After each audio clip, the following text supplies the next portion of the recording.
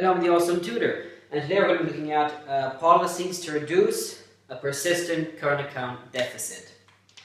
So I'm going to try to make this video much shorter than my other balance of payments video, so I'm not going to go into too much detail.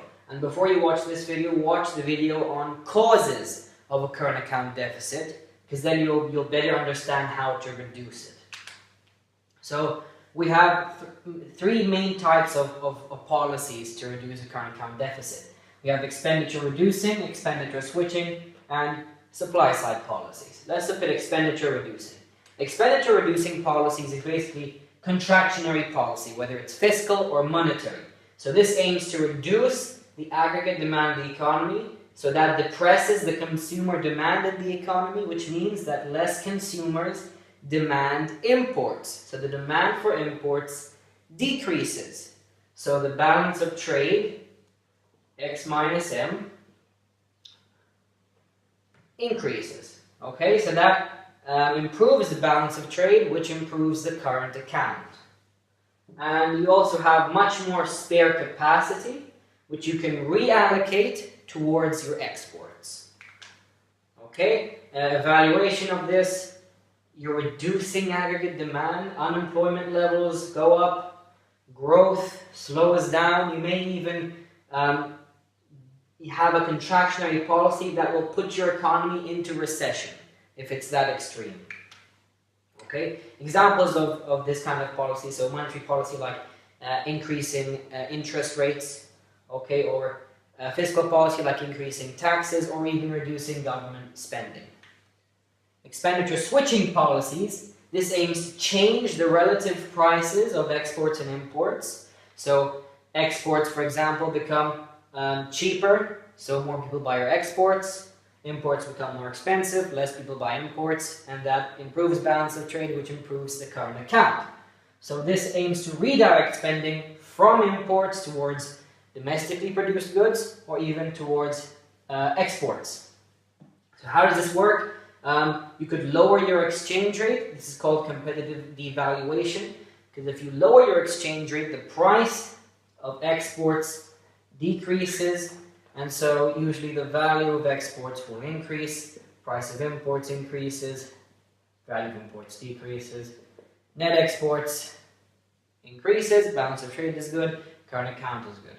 Okay, also protectionist measures, but this is countries are less likely to opt for protectionist measures because of all the drawbacks and negatives. It conflicts with the World Trade Organization. It has negative effects on the domestic economy, cost push inflation, etc. Basically, stuff to do with tariffs. You can watch my previous video where I explained the Trump-China trade war, which is a very good application point for protectionist measures. In terms of lowering exchange rates, you could talk about China. It's been accused of currency manipulation to keep its exchange rate low, to keep its exports price competitive. Okay, so let's look at supply side policies. I want to use South Korea as an example. So after the Korean War, obviously the South Korean economy was devastated, but education became a top priority.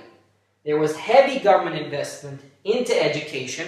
Primary and middle school education became compulsory, and it was a huge amount of the government budget. So what that does in the long term is it increases the quality of human capital. It gives you a very productive workforce in the long term. So productivity levels go up and your exports become more competitive. Okay? And also, infant industries and startups. The government also invested, I think sometime in the 70s, into steel, coal, chemicals, machinery, and the list goes on. Okay, they invested into automobiles, I think, in the 1980s, the semiconductor industry, and they're the global leaders now in the semiconductor industry. So the key to South Korea's economic success is investment into education and heavy innovation. So these supply-side policies, obviously, first of all, increase aggregate demand because of government spending on education, and that's a component of aggregate demand. But then in the long term, it increases the long-run aggregate supply curve. It increases the productive capacity.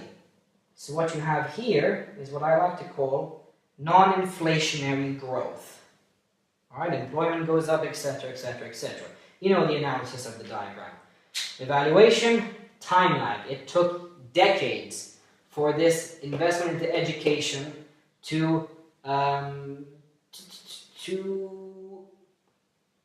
for the policy to bear the fruits of its success. It took a long time for it to actually come into effect. Okay, so that's a key evaluation of supply side policies.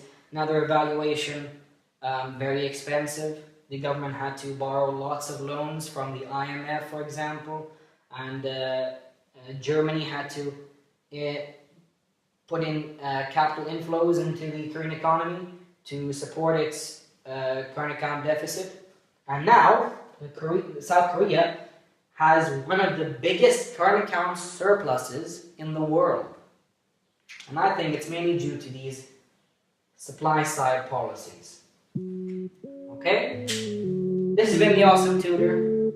Bye.